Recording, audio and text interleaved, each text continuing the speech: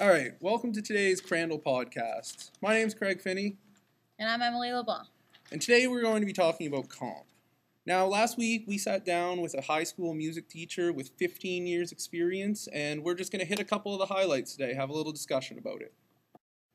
One of the things that the teacher talked about were the rules of the classroom. Yeah, I found it very interesting, Emily, that he only has 3 rules in the classroom.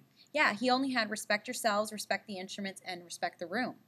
But one of the weird things is that he says no one really knows what the word respect means, so how are they going to respect these things? This kind of brings us back to comp when we're talking about what respect really is. What does it look like? What does it sound like? What does it feel like? And that we need to really explain to our students at an early age what that word respect means, because it's thrown around all the time with adults. Yeah, and if the students just keep hearing the word respect but have no idea how to show respect, then the word has no meaning, has no value. No. Exactly, Craig. That's why this teacher at the beginning of the school year really explains what the word means, respect, as well as demonstrates it, so his students really know what he means when he says respect yourselves, respect the instruments, and respect the room. Now, because he is an experienced teacher of 15 years, he finds a few rules work great for him.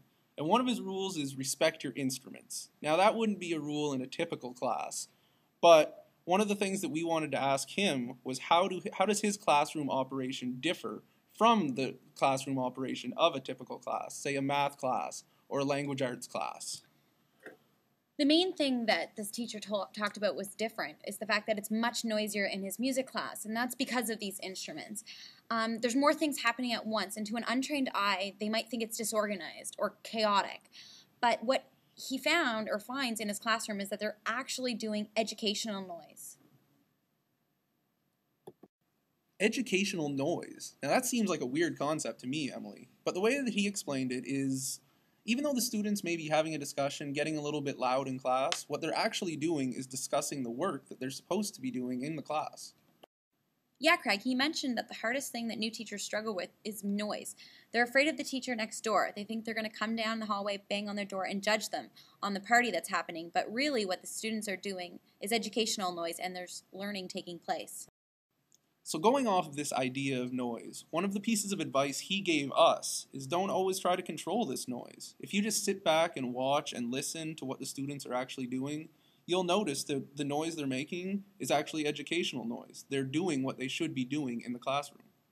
And also, students will naturally take on team roles while in the group. So you need to be able to let them do that. Don't always control this noise. Educational noise is good. Let it happen. Another piece of advice he had for us is that the first day of school is actually the easiest day. But it's the second day where things get rough. You usually can have a nervous breakdown.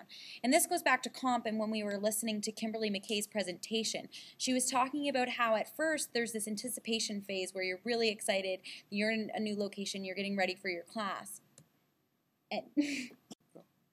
But then day 2 happens, and this is when reality starts setting in. There's problems, there's challenges, there's anxieties within the classroom, and this is when your survival and disillusionment phases begin to happen. Or, as the teacher we were speaking to called it, the nervous breakdown stage. His advice to us, however, was that we need to push forward. Rejuvenation will come and we'll recognize success in our classroom. We'll keep moving forward because our class will go on.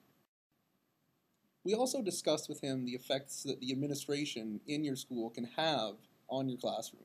Now, depending on what they value or what they don't value, it can affect how your classroom operates. And this is something that's especially true with new teachers. As a new teacher, you come in with a lot of great ideas and approaches that may be more up to date.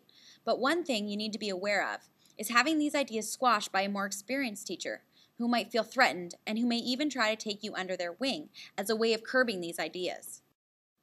So his advice to us was don't lose your creativity, no matter how tough it gets to execute your ideas because of administration pressure or pressure from other teachers. As a new teacher, you also can't be so conceited to disregard the advice of experienced teachers. A lot of their strategies are effective in the classroom. That's right, Emily. So what you need to do is pick and choose the strategies that work best for you and then implement those within your own classroom. Craig, that's a great point to close on because we're running out of time. All right, well, be sure to tune in next week when we'll be back with our next podcast. Topic next week will be PLCs.